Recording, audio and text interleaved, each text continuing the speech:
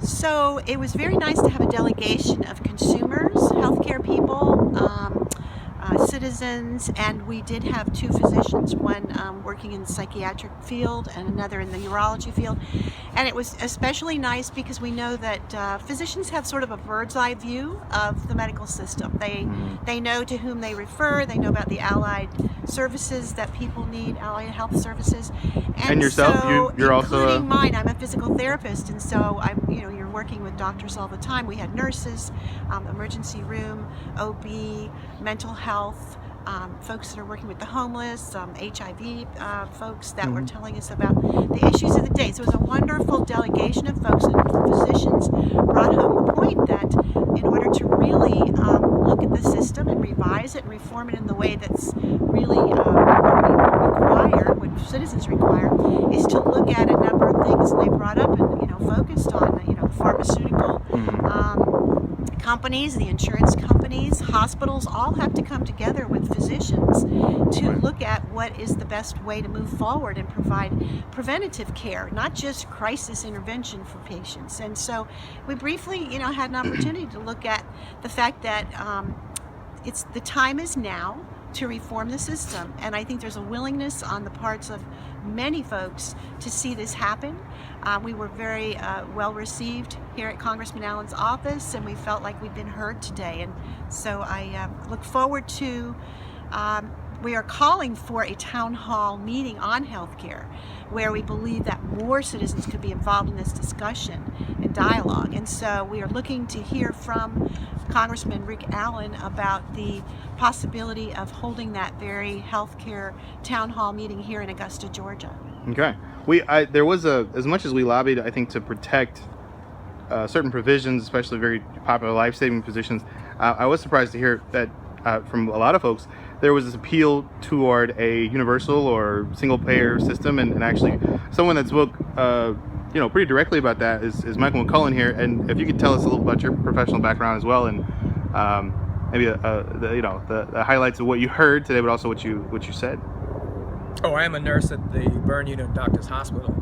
It was an excellent discussion today, and we were well received by Congressman Allen's office. But I think we have to recognize, even though a single-payer healthcare program is probably the most efficacious way to deal with the health problems that we have, the healthcare problems that we have to understand that we don't have a healthcare industry, we have a sick care industry.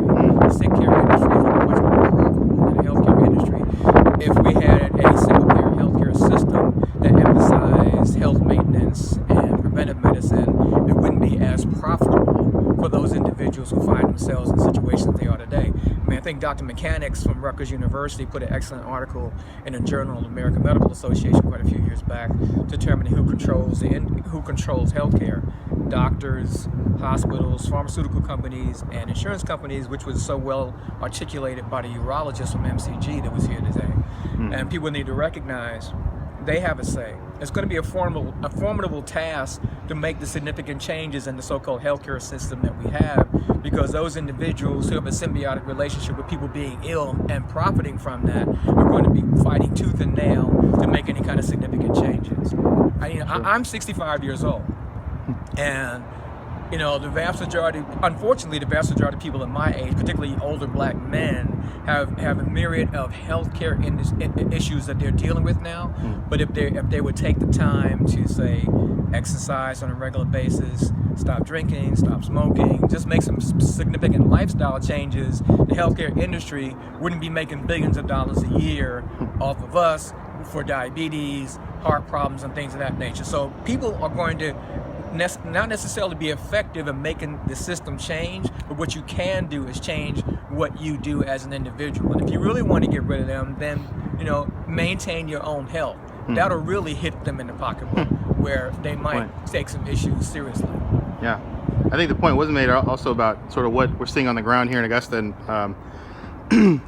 maybe our own peers. So I'm turning over to these young folks here, because you all have some experiences intimate with sort of what healthcare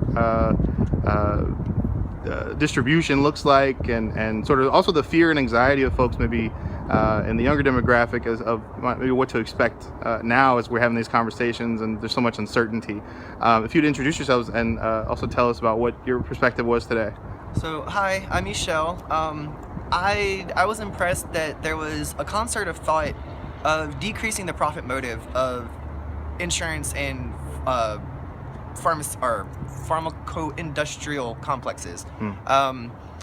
I said, and so did the urologist, said that the way to solve this problem is not necessarily asking us to pay for it, but decreasing the profit margins of these big industries, these industrial complexes that, like Michael said, that serves as sick care, not as health care.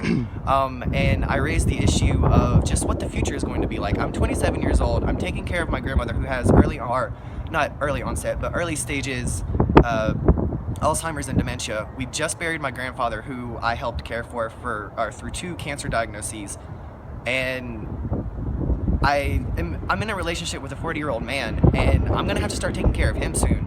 And what is it gonna be like for me to take care of them? That's not even thinking about myself and my own health problems, because I have a diagnosed mental disorder that I am unmedicated for because I cannot afford the medication. I'm worried about what